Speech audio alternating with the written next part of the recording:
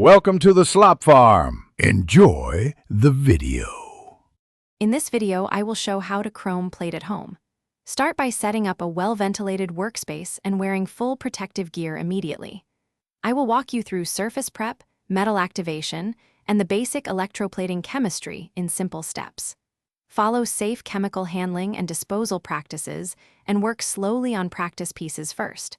By the end, you will understand the core tools, common pitfalls, and how to improve finish quality safely and effectively.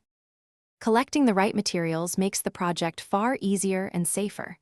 I recommend getting small quantities of copper and nickel solutions to practice, plus a reliable DC power supply and inert anodes.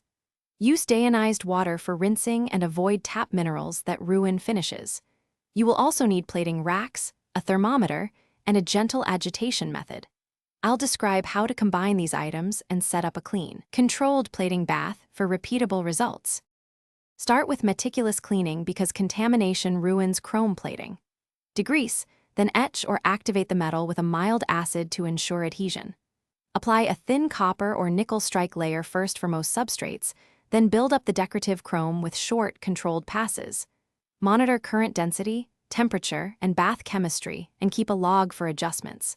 Finish with careful rinsing, polishing, and a protective seal to extend durability and shine. Thanks for watching. Consider subscribing if we helped you today.